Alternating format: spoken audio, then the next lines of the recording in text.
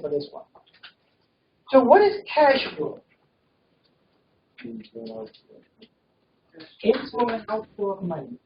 So if, for example, my business earned $20 million this year, can I say that I got $20 million in cash?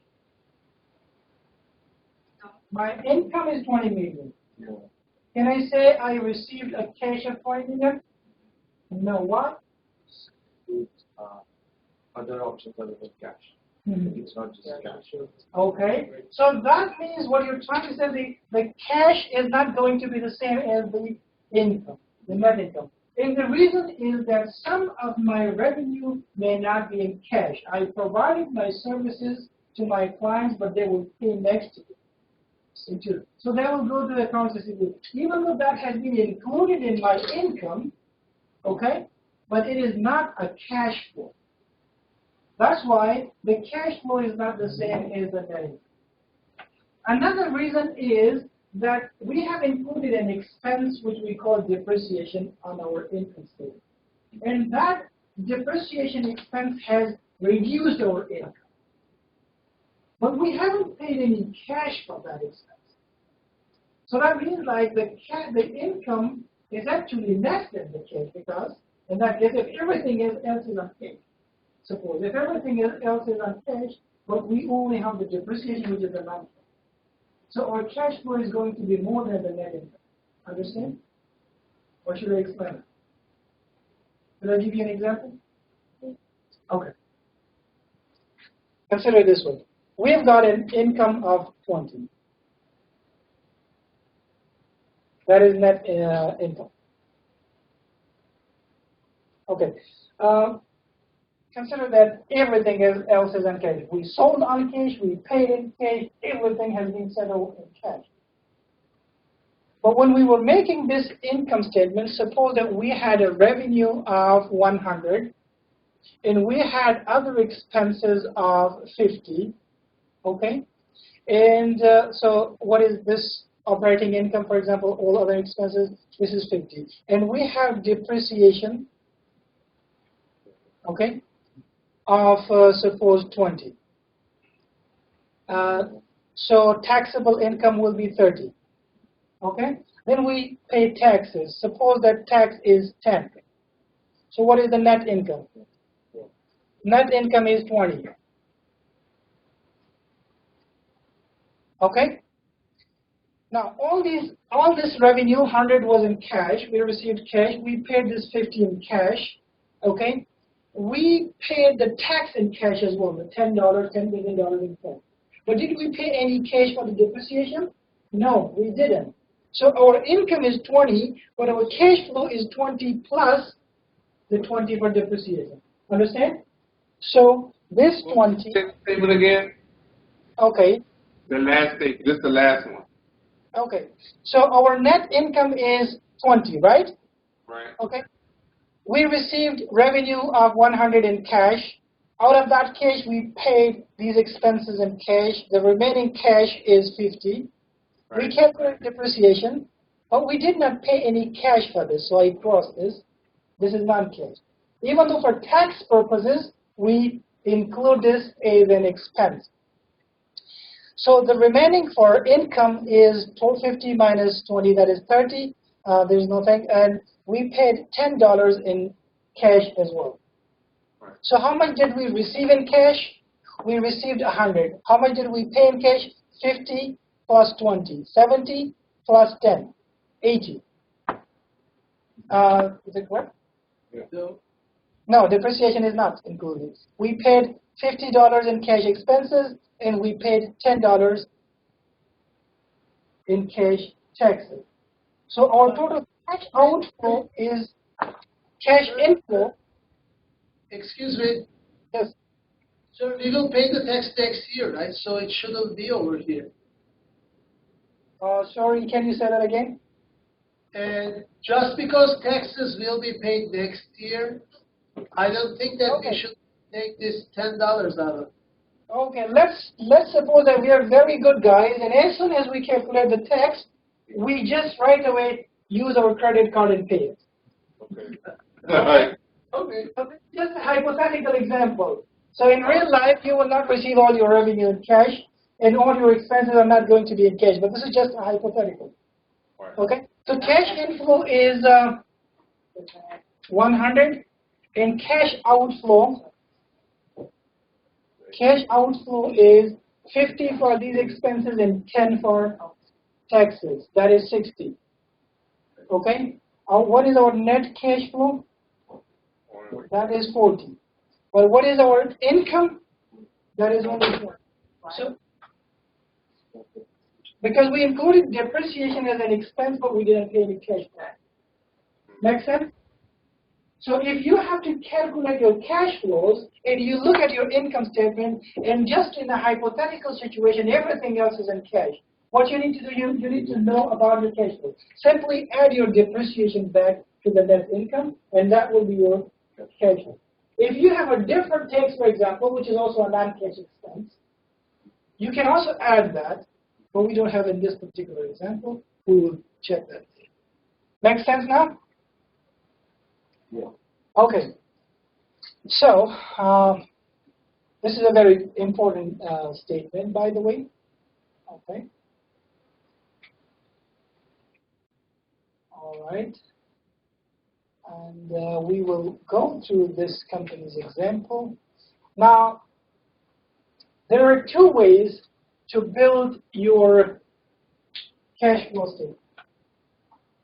One method is a direct method, and the other one is indirect method. So cash flow, I'm not used to this one, so the handwriting is going to be terrible, but you have to be with me. Two methods. One is what we call the direct, and the other one is indirect. In the direct method, what we do is that we look into every transaction. If that transaction is in cash, we'll record it in the cash flow. That may be a cash inflow or outflow. If it's not cash, we don't record this in cash flow. So, for example, the revenue, you received 100 revenue. Is that a cash flow or not a cash flow? You received cash, so that is 100 cash inflow. You received a bill, electricity bill. You haven't paid it yet. So that's an expense, but it does not go over here. It's not a cash flow. For this period, you will be paying that in the next period. Okay? You paid your wages in cash, 50 for example. So that is a cash flow, and this is a negative cash flow, so you put a negative sign. So all the transactions, anything that is on cash will be recorded in the cash flow, and at the end you simply sum up all those numbers, and that will be cash. However, this is very tiring, and if you are an investor, for example, you are an investor, you are analyzing the a company's financial statements, right? You want to invest in that company. You are not there. You don't know, how many transactions were in cash. And by the way, the company cannot provide you all the details of its cash transaction. Okay? So what you need to do is that you can use the indirect method to calculate the cash flow statement from balance sheet and income statement. Okay? So what do we do in the indirect method? We use two balance sheets for the current balance sheets and the last year balance sheet, and plus the current income statement. If you have these three documents, current balance sheet, last year balance sheet, and the current income statement, you can calculate the cash flow of the company. You can make a cash flow statement. Now, why do we call this indirect method? Because we are going back indirectly. It's like, reverse engineering or whatever you would call it.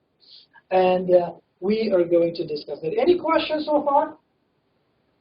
We are going to explain the indirect method over here, by the way. There are three parts in the cash flow statement. So there may be some cash flows from operating activities. So this is the first part. What are the operating activities? Selling. Okay. Buying. Any normal business operations. So your sales, paying wages, paying for your inventory, okay, paying your suppliers, all those things are the operating activities. So any cash flow that is coming from the operating activities will be written in this section of the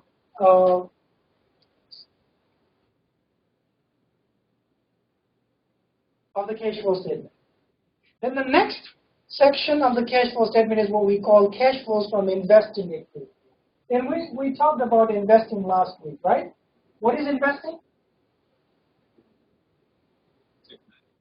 Direct. Yeah, purchasing long-term assets. Purchasing long-term assets or any other projects.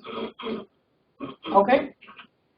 Now so for example, if you buy a building, so you pay cash for that, that's a cash outflow from investing activity.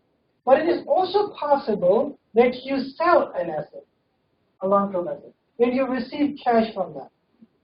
That is also a cash flow from an activity which is investing and disinvesting. So it will go again in that section. So any cash flows from investing activities will go into this section. Yes, please.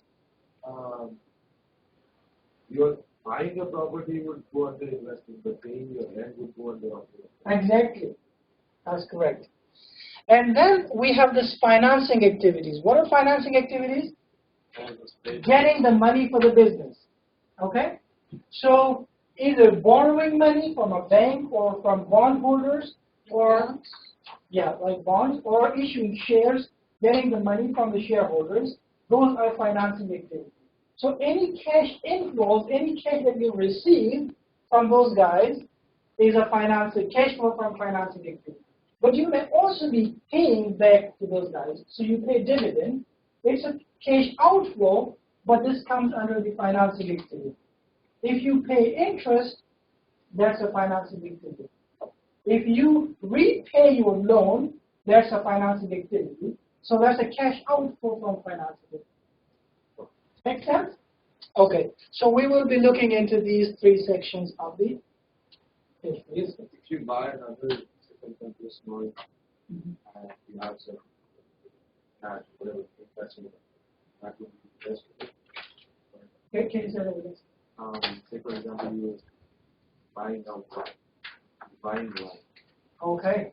So that is, you're paying something in cash. So Yeah. that can be, if it's the same. Okay, got it. You're buying another company, you mean. Buying another company is an investment. So that is an investing activity. Although if it's the same, say for example, I'm Walmart buying a smaller store. Just a very hypothetical situation, but like it's the same thing, and I'm going to work on it, and I'm going to sell stuff, and whatever I'm doing it here, I'm going to do there as well. So there can be two things. One is that you buy the business. So the business is already registered, and you buy the business, and the business is going to operate as a separate entity. So that is totally an investing activity, of course. But for example, there is a liquidation of the business. So you buy the inventory and you buy the building of the business as well. Now you have bought two types of things. You have bought inventory, so that will go to the operating activity, and you have bought a building, that part will go to the investing activity. Make sense? Okay. So should we move forward? Okay. Now let me explain this to you a little bit further. So cash flow statement, I will call this. It has got three sections. Cash flows from operating activities. I'll use shortcuts because I'm not good at it. Whatever that cash flow may be, suppose it's $200 or $200 million. Just a simple example. We will just go through an actual example, and then you are going to have an exercise on this as well. Okay? Number two, cash flows from investing activities. suppose normally the cash flow from investing activity is normally negative because if business grows, we buy assets, right? So we normally invest in that. Let's say that it's a 50 in minus, but it can be plus as well. And then we have the third section, cash flows from financing activities. Operating will be negative. It could be if it's an initial business, but if it's an established business and operating cash flows are negative, then that company is really in a big trouble. But if the financing cash flows are negative, that's understandable because the business is expanding. It's buying more assets. Financing, normally this is also positive because businesses are always getting money from the investors. So let's say that's 20 plus. So what is the net cash flow during the year? We will call this net cash flow during the year. 170. So this was the cash generated in this particular period. But assume that we also had a $20 million cash when we started the year. So can we write that down? Cash brought forward from the previous period, brought forward. Let's suppose that was 20. So that will be added to the 170, right? This will become 190. And this 190 will be carried forward to the next period. Understand? So this 190 is going to be cash carried forward. Make sense? And by the way, if this is the cash carried forward, this should be the cash that appears on our balance sheet. So on our balance sheet, the first item under the current assets is cash. That cash must be 190. If these two numbers, this cash on the balance sheet and the cash that we calculated over here on our cash flow statements, if these two don't match, we have not done it correctly. There's some problem.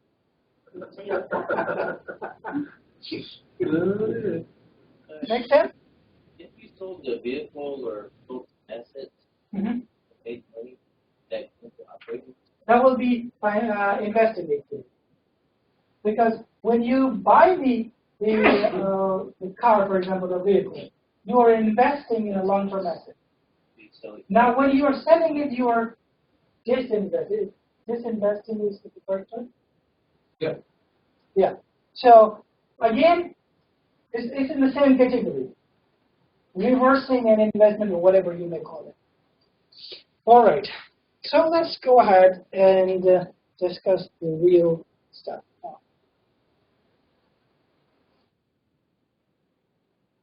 So as you said, like always, account asset what we are making balance sheet. Always the cash comes from cash flow, like it never comes from Yeah. Cash gets Exactly. And that ending number on the cash flow statement should be equal to your bank balance.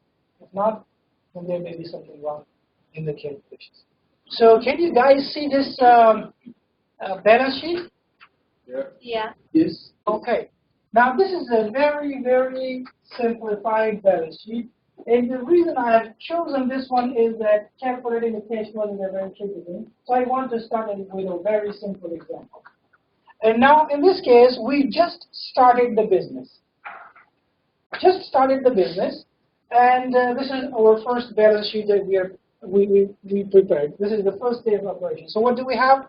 We've got cash of 30,000, and we have bought some inventory.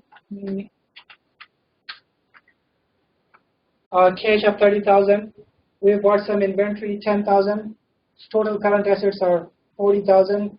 We bought some equipment, gross equipment of 20,000. What do you mean by gross equipment? The gross value, the price that we paid for this is 20,000. And because this is our first year, we have not incurred any depreciation. So the depreciation is 0.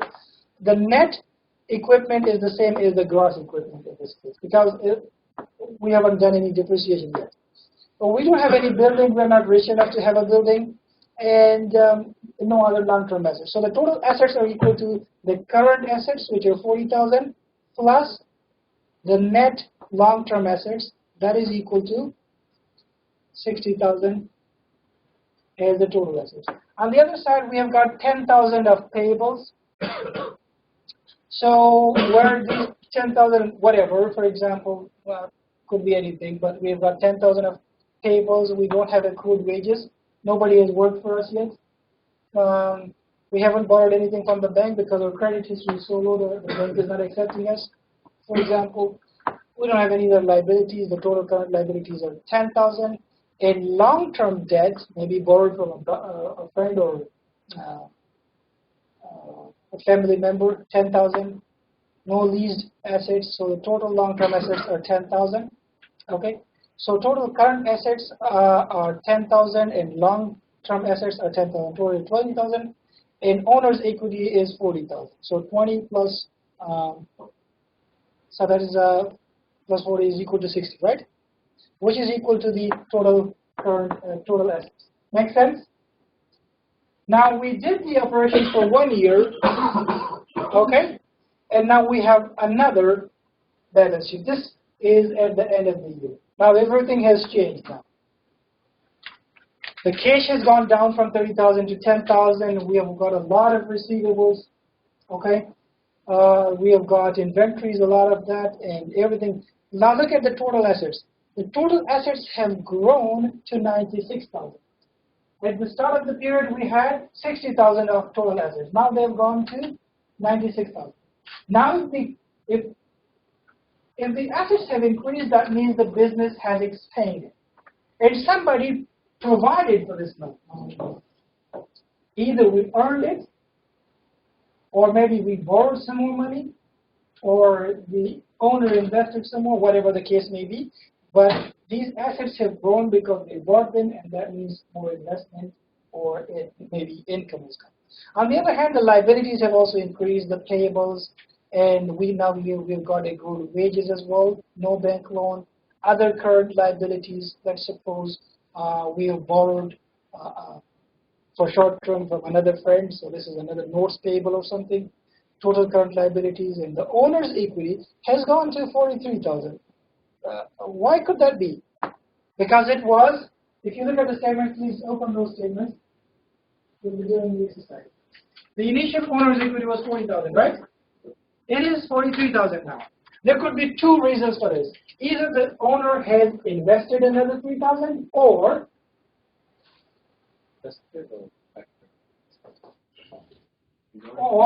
the business has earned 3,000, or maybe more, but 3,000 has been retained in the business, which increased the owner equity. So owner's equity can increase only in two cases. Either owners invest more, or the business earns and retains. And owner's equity is decreased by two things. One, paying dividends, and second, losses. Okay? What could be the other?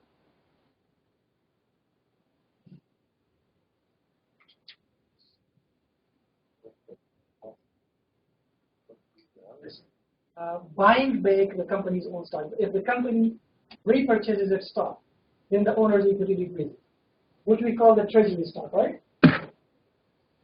Okay. Now you've got two balance sheets, and this is what we need for preparing the cash flow statement. We need two balance sheets and one income statement. So let's look at the income statement as well. This is the income statement for the first year. We made sales of 120,000. The cost of sales is 78,000. And now you remember, you know that the cost of sales is the direct cost of either the service or the product. If you are a merchandising business, this is the price that you paid for the inventory. So the gross earnings are 42, which is the difference between those two numbers, difference between these two. Then you have got other expenses, marketing, administrative, rentals, and depreciation, and all those things. You have then got earnings before interest and taxes, 4,500. You calculated your tax, 500. The earnings before taxes are 4,000. 1,000 is tax. So net income is 3,000. Now we understand why the owner's equity increased by 3,000, right? It increased from 40,000 to 43,000 because the business earned 3,000. The ones that you can see over here. Open this, you need the income statement and the two balance sheets in order for us to be able to draw statement of cash flow. Okay, so what we do is that we start with the net income. As we imagined, like earlier I gave you the example of $20 net income and then we added back the depreciation, assuming that everything else was in cash. So if everything else is in cash, you just need to simply take the net income and add back the non-cash expenses. And you get the cash flow for the year. Very easy, right? But in reality, everything else is not always in cash. So you have some receivables. That means that your cash is stuck with others. Okay? Then you have payables, which means others' cash is stuck with you. So you have to calculate all those differences in order to arrive at the final numbers. So what do we do over here? It is very simple, but you need to understand the logic. We start with the net income. So the net income of this business was 3,000. Is for the income statement. You can check it over there on your statement. Then what we do, we add back all the non-cash expenses. The only non-cash expense in this business is the depreciation. We don't have any amortization. We don't have any deferred taxes or anything else. So we add the depreciation back. So if we imagine that everything else was in cash, so the cash flow will be 3,000 income plus 1,000 depreciation, total is 4,000 will be the cash flow. But other things are not necessarily in cash. We need to look into that. Now, in order to calculate the cash flows from operating activities, this is the first part, cash flows from operating activities. Okay? What we need to do is that we need to look into any change in the current assets and current liabilities. Operating assets and operating liabilities. Of course, there are some current liabilities that are not operating liabilities. For example, you have borrowed money from the bank. Now that borrowed money, that borrowing did not come as your operations. You decided to have that borrowing, right? You could have another type of borrowing. You could have long-term borrowing. You could get that money from the owners. But this was your management decision that you borrowed short-term from a bank. So that is not an cash flow from operating expenses. But if your receivables have increased, that is a result of your operations, right? If your payables have increased, that is a result of your operation. So we need to look into any change in receivables. Receivables is a current asset and it increases or decreases as a result of the operations. Now here that number is 50,000 minus, which means a 50,000 cash outflow. Now, how do we get this number? How do we know that? The simplest thing to do is that you take the receivables of the last year, so last year minus current year will be equal to the change in cash, the cash flow from the receivables. Let me write there. Last year receivables minus current year receivables equals to the cash flow from receivables. Now I need to tell you the logic of it. Or if there's anyone who can explain this to me, I'll give him or her 1 point, 2 points. Why do we say that last year cash receivables minus current year receivables equal to the cash flows from receivables? Last year receivable minus current. Explain the logic to me, and then the rest of the calculations are going to be very easy to you. Yes. So there is a change in the current year, so the difference makes the cash flow. But why? Because we received the cash Last from year last is year, inflow maybe and a this portion year of outflow. and that comes in. For the receivable of this year, we yet didn't receive that. So classified that cash. But no. You have got the idea, but you're probably you cannot put this into words. Yes, please. If the difference is increased, means other people pay you. No, pay you more than. Okay, let me give you a very simple example. I'm a company, for example, and yesterday was my last financial year, and today is my current financial year. Last year, or let's say last week, because we are working on weekly basis, right? So last week was my first financial period, and this week is the same. So last year, at the close of the class, you guys knew that I had $100 receivables from Fahim. So my receivables last year was $100. Now you guys don't know what has happened during this week, but what you get is only this year's or this week's financial statement. And when you look at this week's financial statement, you find that my receivables have gone to 150. Now last week he was supposed to pay me 100, and this week he is supposed to pay me 150. Now you guys don't know what happened during that period. Maybe he paid me the 100, but then another 150, or there were a lot of transactions during this period. But this is the net result last year and this. Okay, now what does that mean for you guys? Just look at the big picture. What has happened? Cash is increased. That means that he did not pay my cash of 100, right? But he borrowed another 50 from me. That's why it went up to 150, right? So if I paid him another 50, what is my cash position?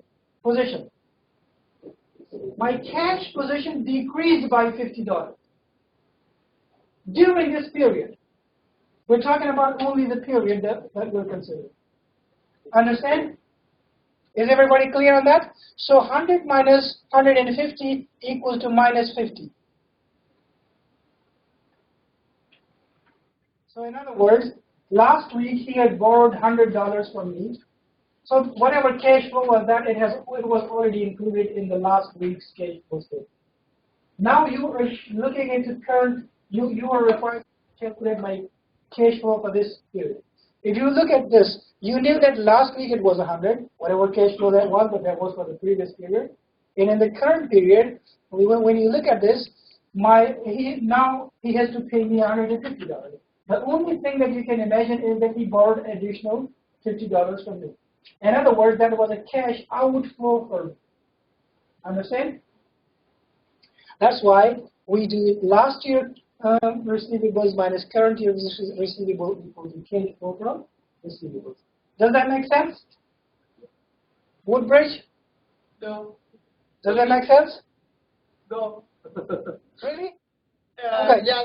We couldn't hear exactly. When you turn your back, the sound somehow is blurry.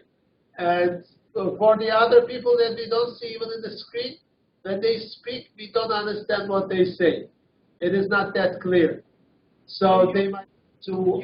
You cannot hear me clearly? Yeah, we can hear you because you're very close to the microphone, I guess. Okay. Okay. But you cannot hear the other guy. I'm sorry, this part was not so clear because now it shows as minus 50, right? But it means that we have more cash flow. We have cash outflow. So who is not clear? Just raise your hands. 1, 2, 3. Okay. 4. Okay. A lot of people. So I'll have to go back to this. You had a question. Okay. Let me explain this to you guys one more time. So let's go to it one more time, one other example. You look into my two balance sheets. Last year's balance sheet and current year's balance sheet. And that's what you know. You don't know anything that happened between these two periods. But when you look at my receivables, last year the receivable was 0. It means I didn't have anything to receive from my customers. And this year it is 0. So did my customer hold any of my money? No. No. So the cash flow is 0. Right. Make sense? Okay. Last year I did not have any receivables. But this year I have $10 receivables. Okay. What does that mean? That my customers bought from me on credit and they didn't pay. In other words, my customers are holding $10 of my cash. So it should be Make negative. sense? Okay, Minus so that's minus 10. Right. $10 cash outflow. Right. Okay. Last year my receivables were 10. This year my receivables are 0. What does that mean? Means 0. My customers paid me, and that's why it became 0. So I received $10 in cash. That's a plus positive cash flow. Make sense now? Okay. Last year I had 20, and this year I have 15. Right. What has happened? Okay, I have my receivables have decreased by $5. In other words, how can that decrease? If only if the customers pay me. So they paid me $5, but the $15 are still out. Make sense? Okay. Now I hope that is clear now. Are there still questions? The last 15, will it add on to the next year's receivables? Like this? Yeah, this will be the receivables balance.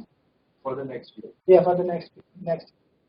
So the example where it is like, we add $5 receivable from the past week, and another for the next, and we add 0, and we paid all their debts already, and they owe you any.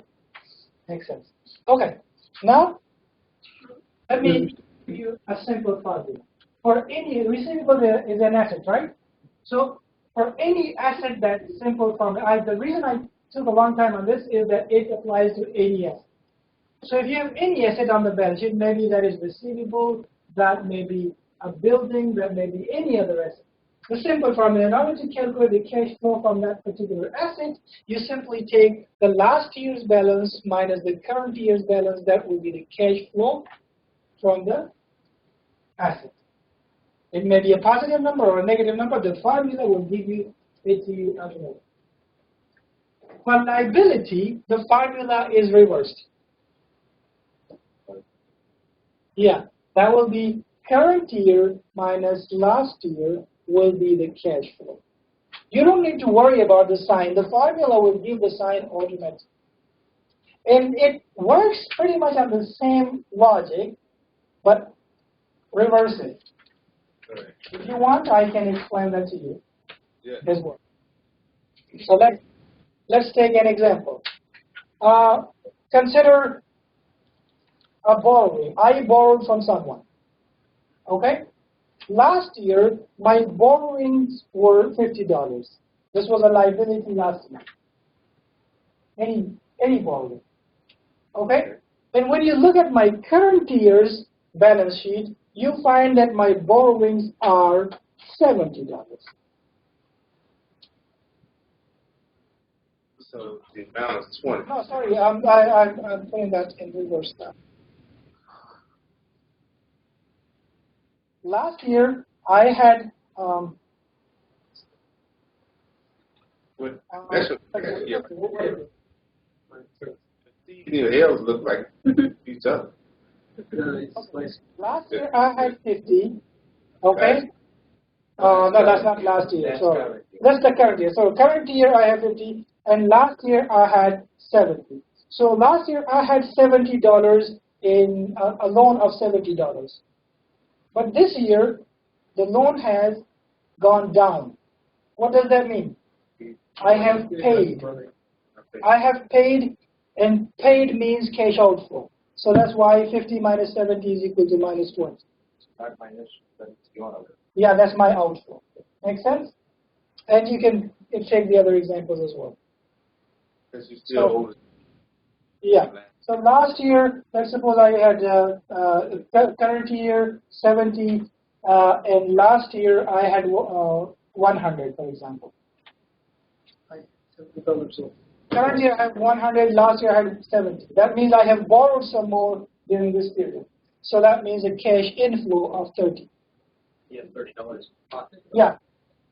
Even though my liability increased, which may not be a good thing, but my cash increased by $30. Well, here we're only talking about cash, no matter. From that year to this Makes year, sense? I paid to it. So So this equation is for any asset, and this equation is for any liability. Make sense? Okay. Now let's go to the statement and look at this. Can you That's why. find what this 50,000 over here? Look at the statements. Make sense now? Last year minus current year, it should give you minus 50,000. Make sense? Okay. And same inventory. Inventory is also an asset. Inventory must have also increased. Make sense? Payables is a liability. And we have got a positive number. That means the liability has also increased by 5,000. Can you check that? Double check it with your statements so that it makes sense to you guys. And secondly, accrued wages is also another liability. That liability has increased by 3,000. In other words, we are holding 3,000 of our workers' money. We are supposed to pay them, but we haven't paid them yet. So we are holding their money. You have gained 3,000, right? Now we have it's an expense, You have to pay, but you have that money. but you have not paid. So in other words, I have got these $3,000. It's your money. I haven't paid it yet. But it's positive to you. So at least I've got cash in my pocket. When I pay you, the cash will increase. My cash will my cash will decrease. Make sense? Okay. Now, if you see, has there been any change in the gross equipment? No. We had a $20,000 of equipment last year, and this year it is the same.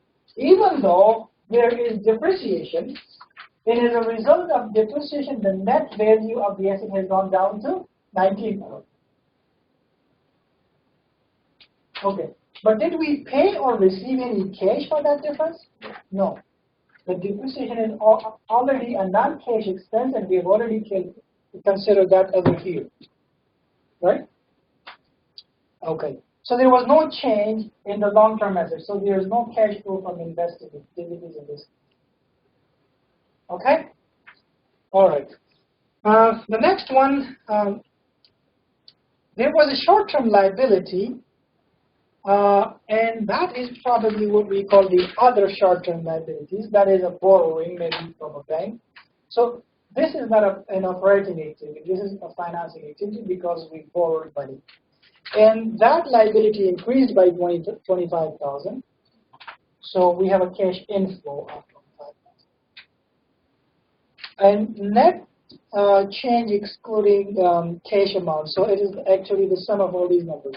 We have a cash flow of minus 54,000 from operations, 0 from financing, 25 from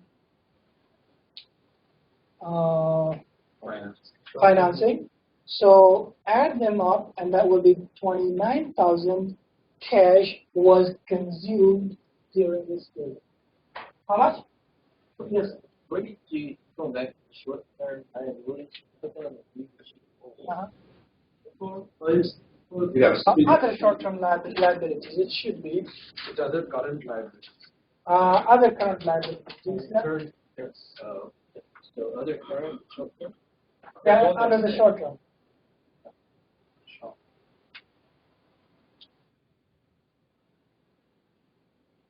That should, in the example, it should be clearly specified that it's actually a financing or borrowing. Otherwise, Other current liability may be any other current borrowing, not as receivables or anything. It could be any other thing. So if it's not mentioned, what do you Normally, you should include that in your liability.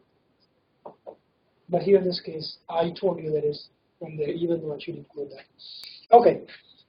So we consumed 29,000 cash in this period. That's the negative cash flow, right? What was our cash balance at the start of the period? 30,000. Okay? What is the net result? We had 30,000 and we consumed 29,000 from that. So the remaining balance is 1,000. So this 1,000 balance will go to the balance sheet.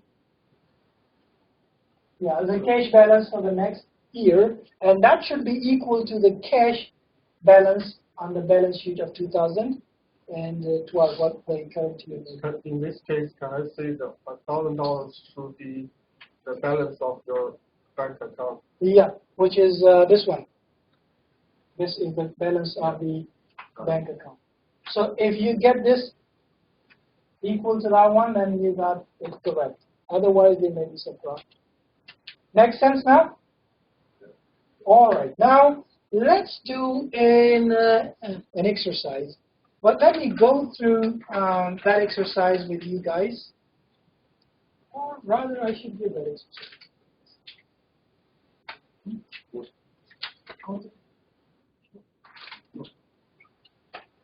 Okay.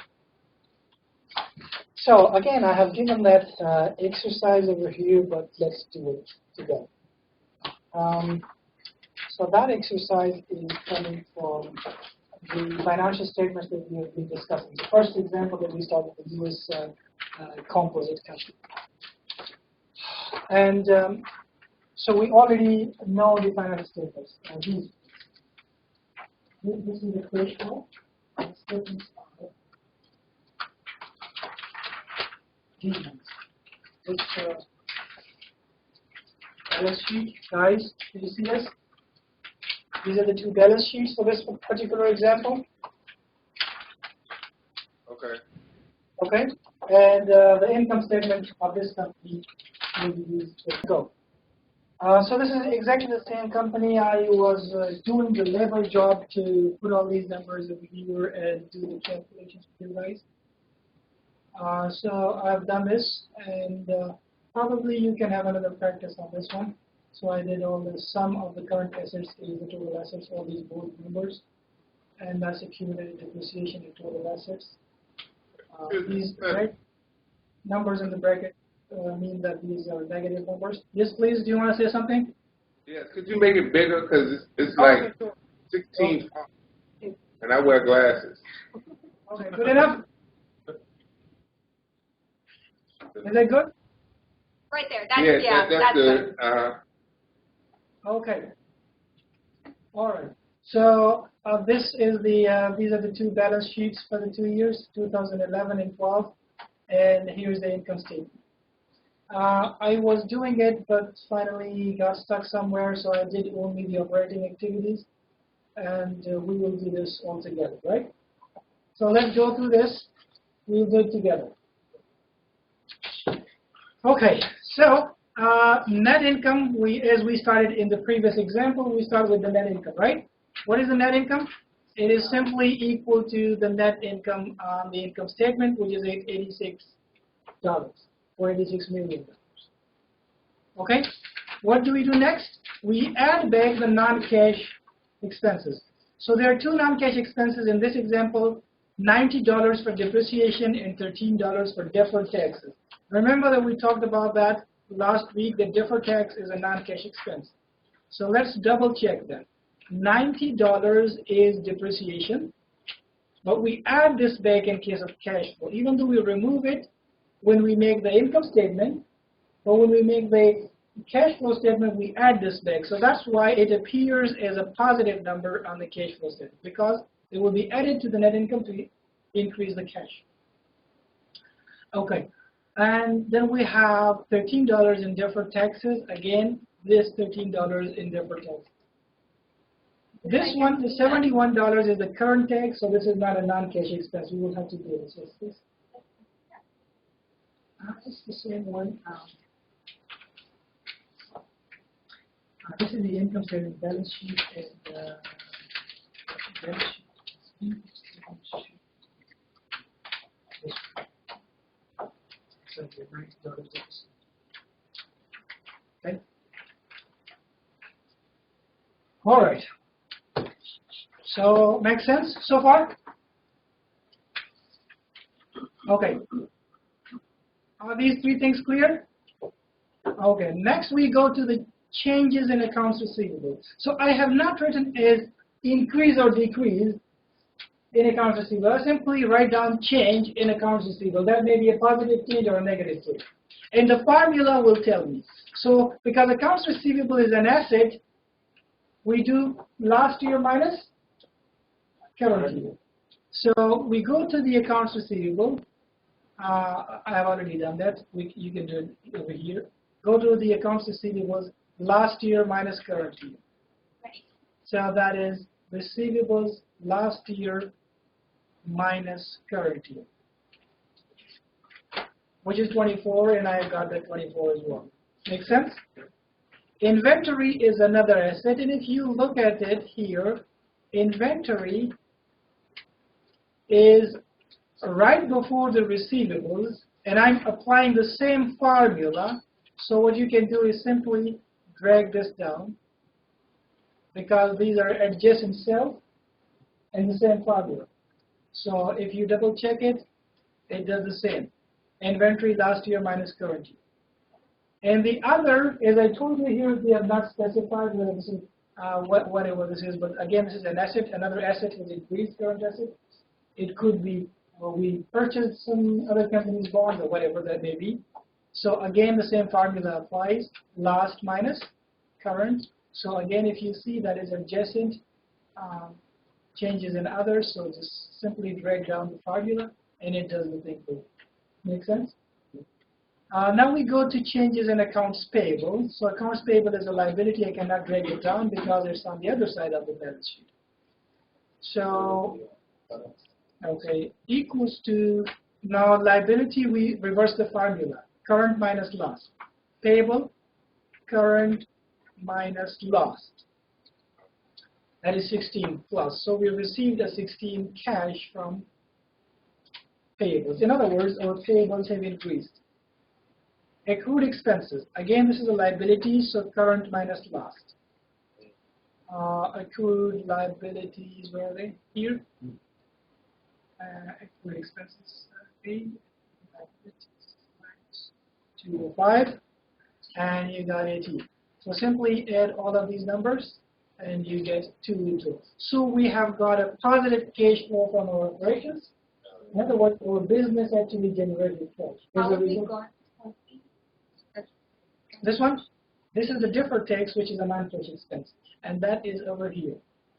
This deferred tax. Make sense? Okay. Any other question over here? Now let's go to the next part, which is cash flows from financing activity. Now, sorry, not financing, investing.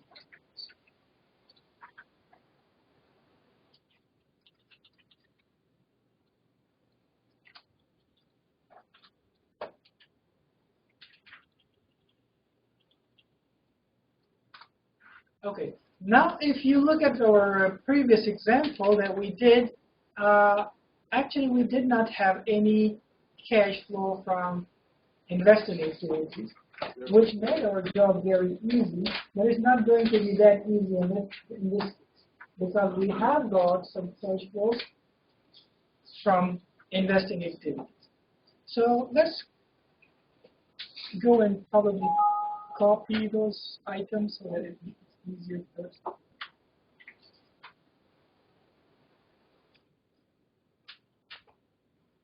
Okay, so that is what we did. And the next one is investing. We have changes in tangible assets and changes in intangible assets, right? We're going to do that. Okay, so let's write it down.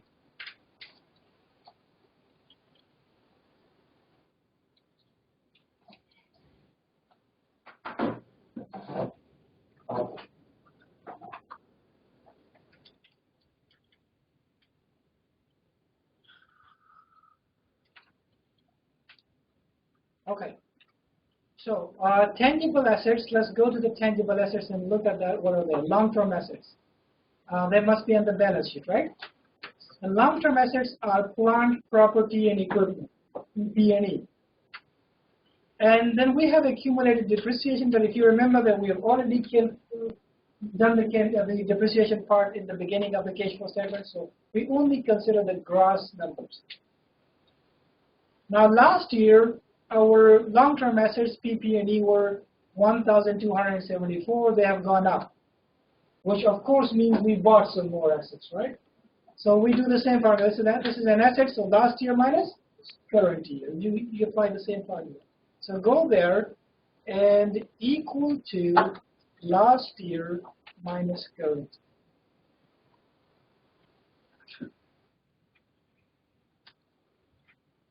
And that automatically gives us a negative number. Is it correct? It is. Okay. The next one, intangible assets. So let's go to that one. Again, this is an asset, so last year minus current year. We have intangible assets.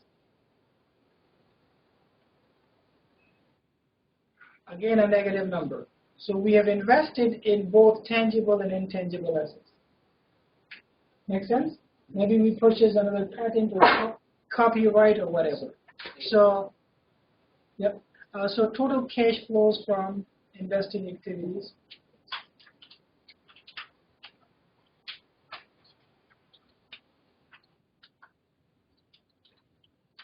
Activities is equal to this plus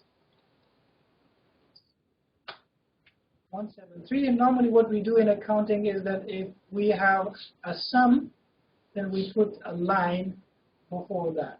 So you can click this and a line will appear over here, which means that the next number is a sum of these previous number or subtraction of one. Okay. The next activity is cash flows from financing activities.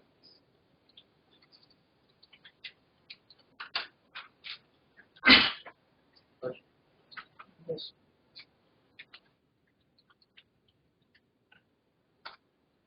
Let me make this bold as well. Okay. So look at the financing activities. Look at this. Where is the financing activity? Over here. Okay, we have a notes payable. Notes payable is actually a borrowing from a bank or someone else, but it is actually not a financing operating activity. It's a financing activity. We actually borrowed money. Okay, so if you look, our notes payables have decreased. In other words, we have paid out the whatever. Okay, so that will be, it is normally current minus last. It becomes a liability. Okay? So we do changes in notes payables.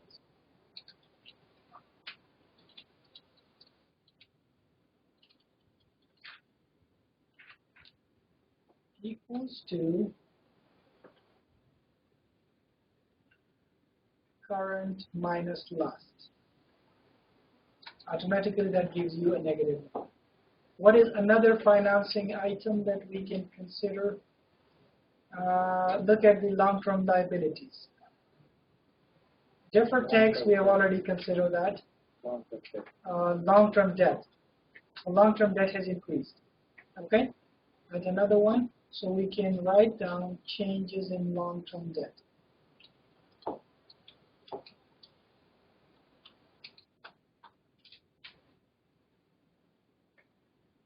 So equals to current minus last.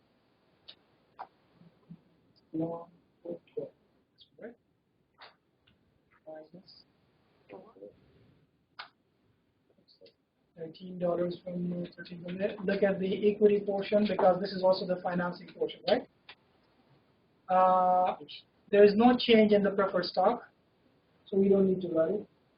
Preferred stock is the same, so we haven't purchased back the preferred stock, but we haven't issued any more preferred stock. So there's no change, but there's change in the common stock, right? That means we have issued more common stock. We received cash for that. So we can write down changes in common stock.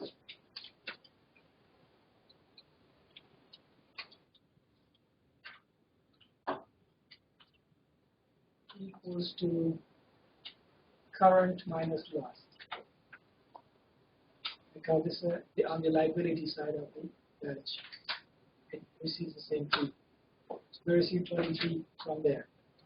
And then look at it again. There is a change in the surplus as well, right? Yep. So changes in surplus capital.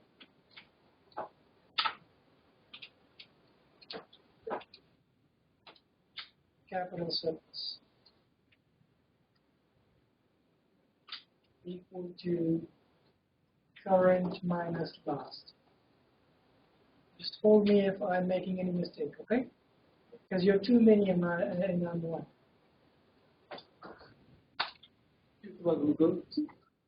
Okay. This information's not matched. Not matching? It's not there actually. Oh, okay. Well, there should You be. have a lot of The new stock, Minus. get dividends. the other one. Okay, let's go to it. Let's just go to this, and we'll come to that in a minute. Okay. What else? The retained earnings. Retained earnings.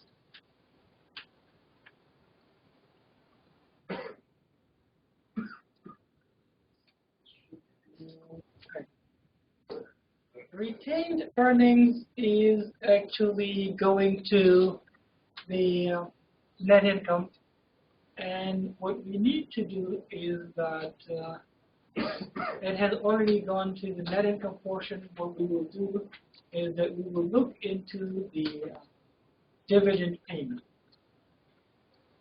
Do we have a dividend payment over here? Yeah. So there's a dividend payment. So let's remove the dividend payment. Okay?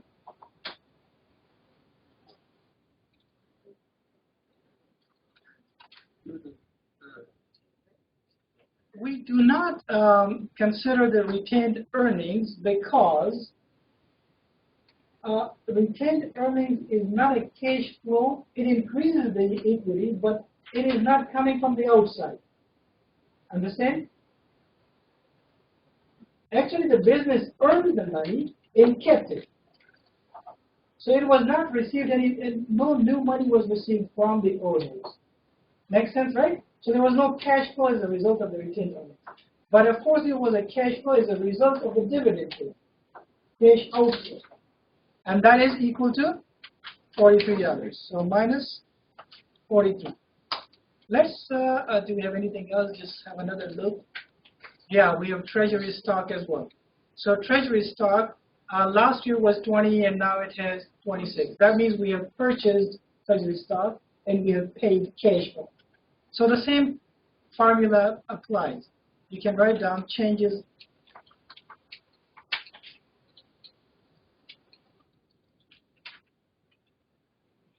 equal to current minus loss. So there's a $6 difference. Now let's find the sum, and then we will see if the numbers match or not. Sum of these numbers. Oops. Yeah, I need to put an equal. Oh yeah, you got me.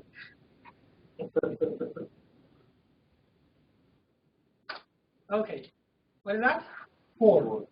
Does that number match? Yes. Yep. Yeah.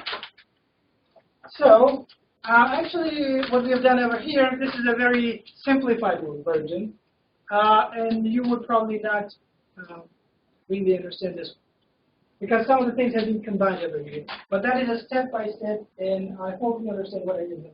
Make sense? Okay. Well, you can do it that way as well. I can explain this method to you as well, but let me not confuse you. So this 4 is the result of the sum of the other numbers. So I put this dot. That's it. So we can now write down cash flow during the period. Total cash flow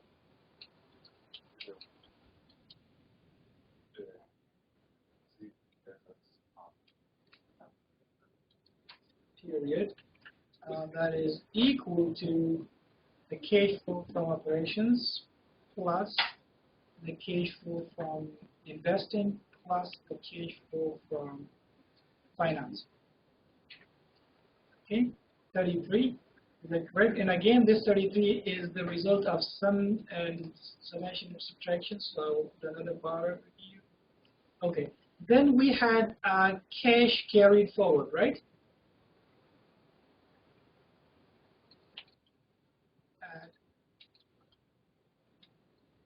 Brought forward from the last year.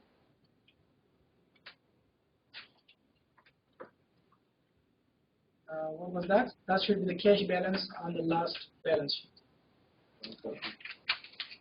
Equals to last cash was 107, right? No, 1 point. No. No, we are talking about the cash brought forward.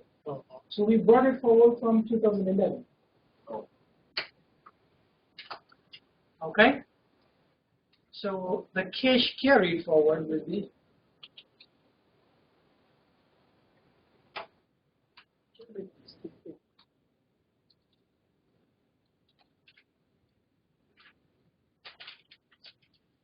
equal to the cash that we generated during the period plus the cash that we brought forward with us. 140. And again, we put a bar, but this is the last number on any financial statement, so you put the bar and the double bar beneath, which is this. That's the usual form. Is that correct number, 140? Yes. Oh, yeah, we got it. Any other question? Everybody clear? Yes. Okay, guys. Now you have got you got a sheet, an Excel sheet from last week, right? Okay. Now take that out. There's a cash flow statement on that one, and you can go as soon as you finish that. And if you finish it in 15 minutes, you get 2 points. And the whole class again? Sorry? Is this gonna be a whole class together again, like last week? No, it's Woodbridge against Foster's. Okay. Sorry, I was. Okay. You are outnumbered, you know that, right? If you need any help. I get what is that? Oh, okay. It's on Moodle. You have your. For the Walmart. No, not one. You had sheet last week, right? And you did one of the exercises here on the board together. So over there on the same sheet on the same document there is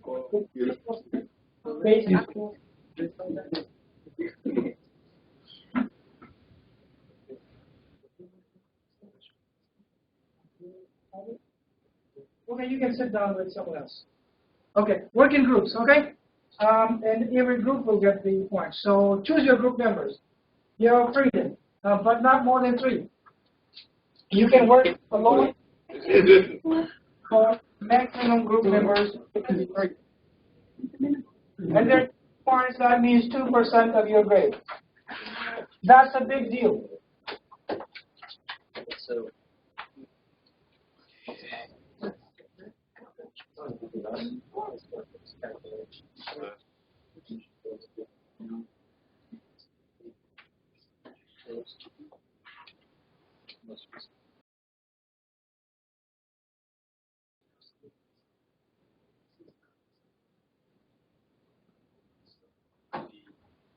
So it is this one, if you can see it. Yeah. Can you get bigger?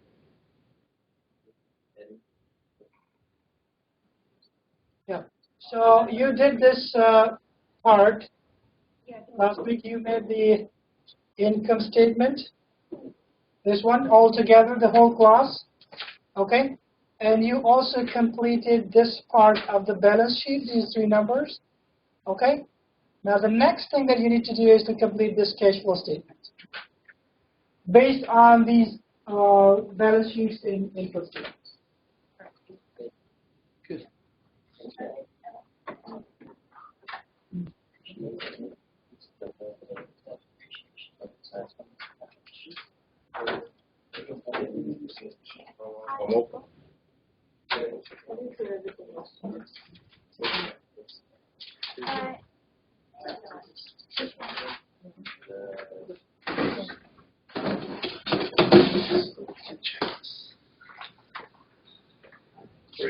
I think it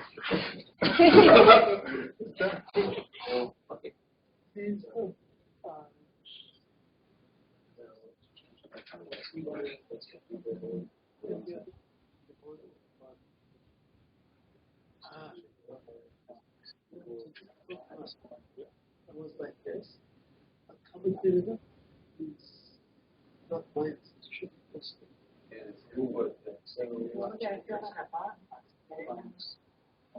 Have you done this yourself?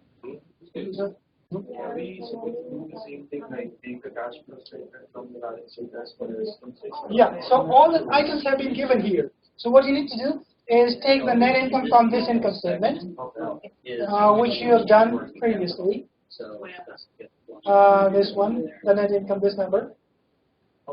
Take all the numbers.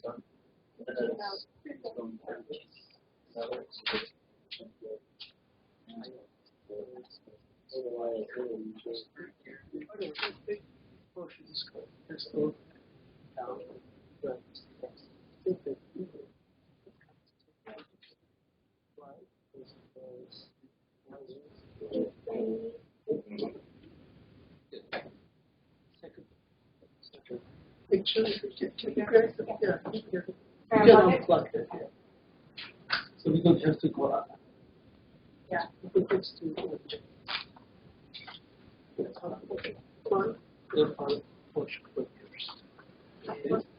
Yeah. Yeah. Okay, this was all. Yeah. With the top question. A little bit of this part is stuff. Okay.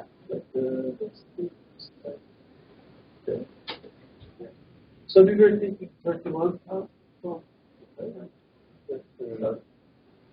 Okay, good. So, what is this?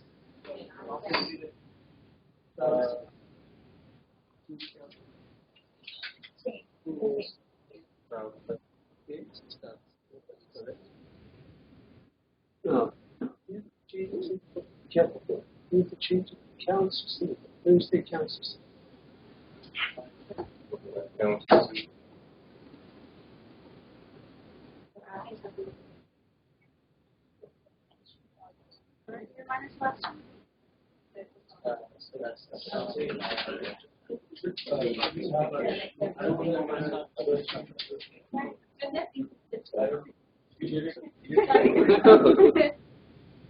Do you have those?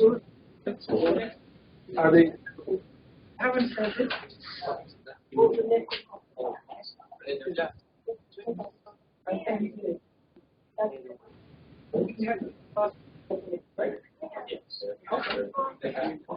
Yeah.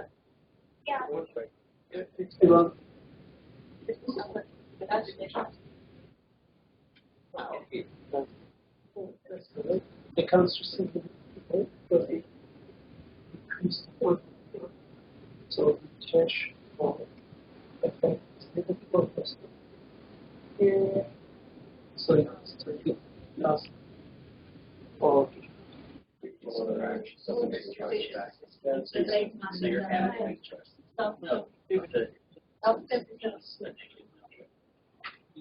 but we could so it is negative. Okay. There's a change in inventories. It should make sense. Is it the one just 34,982 minus 38,40. so it should be 4,000 or it can be both. So it's a cash out. Both are.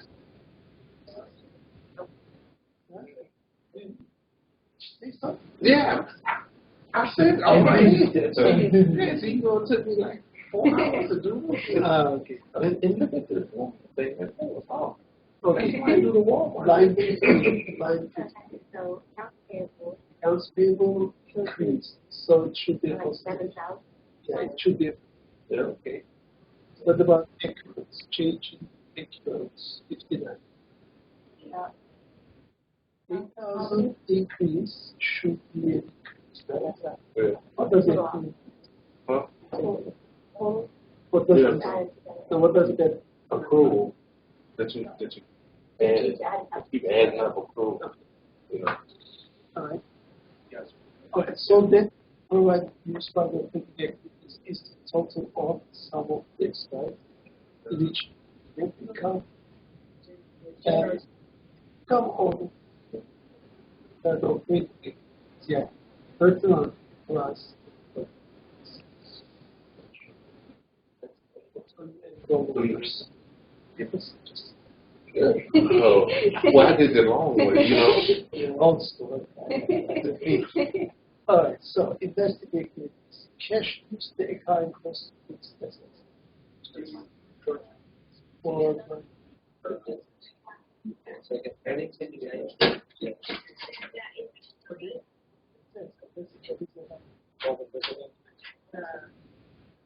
so if RSS increase means that both Yeah, it's going it doesn't, so it should be negative. Yeah, it's a Yeah, negative. it should be negative. Then there's something else there, which is a depreciation. Why did you take this depreciation out there? Because we all did it. Because with appreciation, like, it's, I mean, The decrease of the the increase value. of the value of the items that we have. Pay for it. Oh, got it.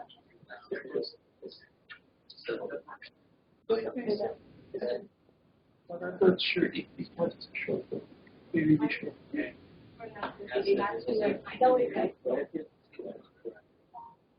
Just,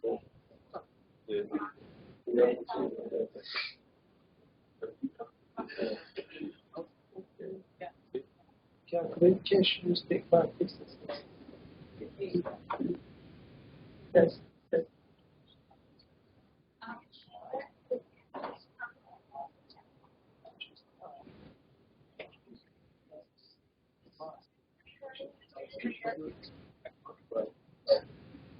So it is the difference.